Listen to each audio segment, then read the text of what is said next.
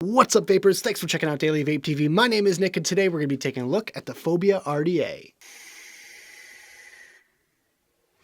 So today's random question is, what is your biggest fear? Your phobia, if you will. You see what I did there? I'd have to say mine is fear of the unknown. Now, that could be taken as philosophically speaking or physically speaking.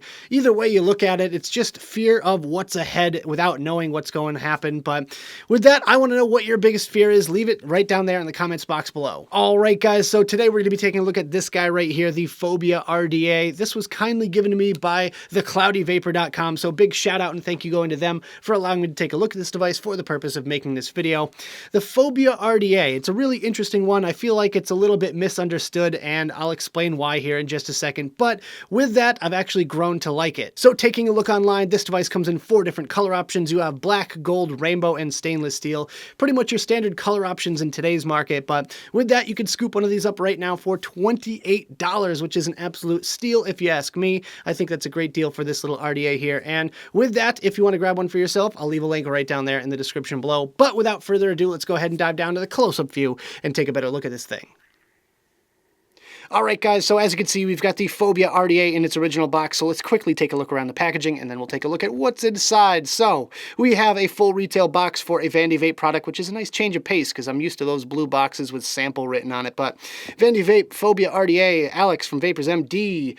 We can see the actual product. It's a nice display box here, as you can see. Phobia RDA right there at the top. On this side here, we have the serial number with a UPC there, and Alex from Vapors MD again. Same thing on this side, except it has the scan and follow code. That's, I guess, their Instagram. And on the bottom, just Phobia RDA. Again, no big deal there. On the back, we have some basic information, a little bit about the company. We have some warnings. We have the color indication, scratch and check, and what the kit includes right there. So with that, let's go ahead and take a look inside the box. So first and foremost, we get the actual Phobia RDA itself, as you can see right there. There we go. You get an extra top cap. Now, this top cap is a little bit different because you can actually poke out this little tip. This is a full plastic tip here. Nothing too crazy special about it, except for the fact that it's just plastic instead of metal. Not a real essential item. Not sure why they did that, but hey, there you go. You get 2 caps. Let's take a look at the obligatory bag-o parts. We have a screwdriver, an Allen key, a full set of O-rings. You get a flat pin in here. I have the squonk pin installed in the actual RDA itself. And you get a full set of screws and a little 510 drip tip adapter if you wanted to use a tiny little 510. And that's about it there. And I believe that's it. Oh, we have a little booklet. Okay, so let's check out the booklet. And it's fold-out style. Oh, okay, yeah. The dreaded fold-out instruction manual.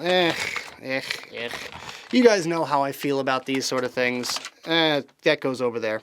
And last but not least, we have qualified certificate. Assuming this is like, yeah, okay, so this is QC. This is a QC check card.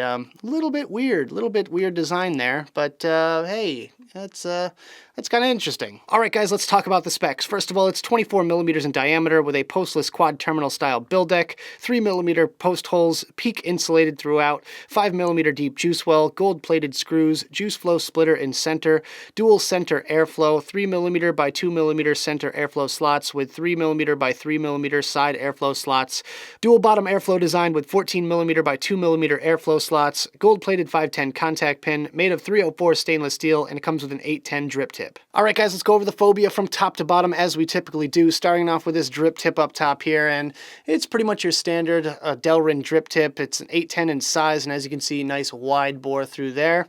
It kind of has these little ridges on it, which aren't the most comfortable thing to vape on, in my opinion, but you know what? That is definitely subjective, so other people might not care about that. Just to prove to you guys that it is, in fact, 810, we've got a dead rabbit tip right there, and it just slots right into place, no problem. Not the tightest grip on this one, but not the loosest either, so really not worth complaining about. And on the top here, it has this little inscription that says, "No more phobias, no more fear," which is Kind of a weird thing to say, I guess, but yeah, it's something. You really can't read it when there's a drip tip in there, though, so that's kind of unfortunate. And you also have this little O-ring right at the top cap section there to hold in that drip tip. So the top cap is pretty plain, except for this logo right here, which I don't know about you guys, reminds me of the Offspring logo. Does anyone remember the Offspring? I used to listen to them in the 90s, but hey, I guess I just kind of dated myself a bit there, but there you go. You can see the airflow slots on the bottom section there, which are super duper kind of sleek and low profile. You really can't even notice they're there unless you kind of point them out, but that is of course dualed on the other side, as you can see. So here are both top caps side by side, and as you can see, they're pretty much identical. They have a nice little chamfer towards the top section there, which is really nice. I feel like that adds a little bit to the flavor department, but the only other thing that's different about this particular top cap is this tip, and it's kind of a plasticky tip, really nothing too fancy here, other than the fact that it just kind of comes out like that, and it's fully Delrin or plastic, not really sure. It's a little bit on the shiny side, but I really can't tell what material this is actually made out of. So as you can see, I left the build still in the build deck just so I can show you guys the positioning, and these are actually Demo Vapes coils. Big shout out to Demo Vapes for giving me a set of these beautiful aliens. These are 3mm coils. Honestly, I feel like the ideal size is 2.5, just to leave a little bit more room towards the center of this thing. But I wanted to show you the positioning because I feel like that is very, very important. You want these coils sitting right directly over that airflow, and I feel like that's going to make it work the best. So here's the build deck itself, and an interesting one at that. We have our bottom airflow holes on either side. We have the little squonk splitter right there in the middle, which kind of directs your juice towards your wicks instead of out the airflow holes. Speaking of airflow holes, we have these little posts on the side here which house our side airflow, and they are engraved with Phobia, as you can see there, and on the other side, same thing. We have gold-plated Phillips headed screws, which are nice and chunky, and they work really well. No complaints about those whatsoever. We have a big old chunky O-ring right there, which holds the top cap on really nice and firm. We have the wide open post holes, which you can fit really any sort of exotic wire that you want in there, no problem. On the bottom section here, you can see the airflow slot, 2mm by 12mm. And on the bottom, we have Phobia RDA. We have Alex Vapors MD, manufactured by Vandy Vape. Gold-plated squonk pin installed right there, and our peak insulator. So that's going to do it for this little close-up section. Let's go back to the main screen, have a quick vape on this thing, and we'll talk about it some more.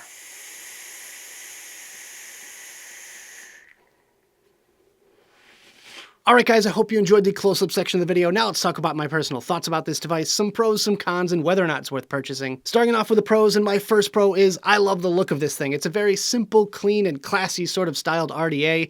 There's really not a whole lot going on the outside barrel section, just the logo. Even the airflow slots are kind of low profile. With this one here, the only thing that matters is what's going on the inside, and I definitely can appreciate that because one of my all-time favorite RDAs is the Kennedy, and this kind of reminds me of it in a certain way, just because of how simple it looks on the outside. My second pro for this one is bottom airflow. I absolutely love bottom airflow RDAs, like I just mentioned, the Kennedy. And with this one here, you have that fully controllable airflow as well. So if you wanted a little bit more restricted draw, you can definitely just cut it down just like that, and it's super easy. My third pro today is build quality. This thing is built like a tank, very, very solid machining on this thing, and you could just get in there and wrench on your coils no problem, and it doesn't feel like it's gonna fall apart in your hands. I, for one, am not too kind to my devices. I've taken this thing with me on various trips to various different expos all across the country and put it through its paces, and it definitely took every bit of abuse that I could throw at it. And my fourth and final pro for this device is that it performs great when it's built properly. Now, I've been having a great vaping experience off of this thing for the past couple of weeks, and mainly because I switched out my original build with something else, and I'll explain that in a second here. But with that, I think it's a great vape if you are willing to kind of sacrifice on the creativity factor.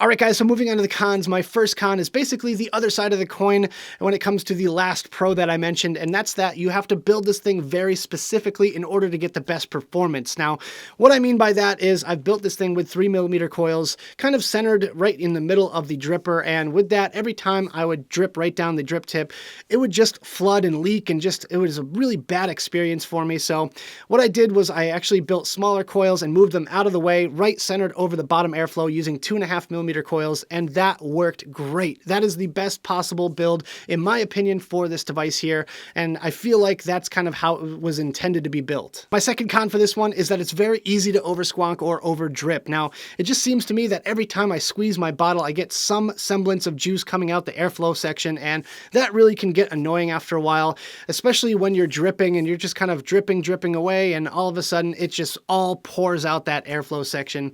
If you have it built right, it should be okay, but it still does happen from time to time. And just one thing that you really have to be careful of with this one here is don't clog up your entire juice well with cotton. You want to leave as much room as possible. And my third and final con for this one is that they could have done without the side airflow. Honestly, I really feel like this one would be best with just the bottom airflow. The side airflow just kind of adds a little bit of that turbulent airflow factor to this one, and I really don't enjoy it all that much. I feel like it's a little bit too airy for me, and it takes away from the flavor a little bit. It really doesn't do anything for me, and I just wish they stuck with only bottom airflow. I feel like that would have been a whole lot better and a little bit more flavorful as well.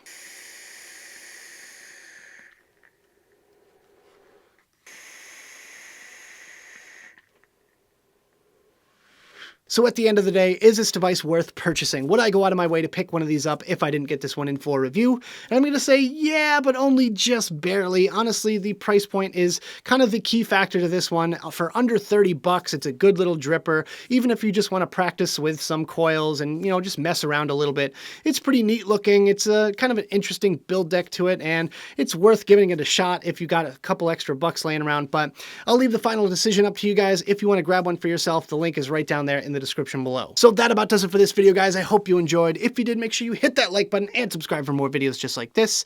Don't forget to click that notification bell right next to the subscribe button if you want to be alerted whenever I upload videos. Also, leave me some comments in the box below. I'd love to hear your thoughts all about the phobia or anything else you want to talk about down there. Also, check out the advocacy and my social media links right down there in the description below. I've also got Instagram as well, so make sure you guys follow me on there. It's just at Daily Vape TV. Almost up to 6K on there, so make sure you guys go check that out. Thank you guys so much for tuning in, and as always, vape on.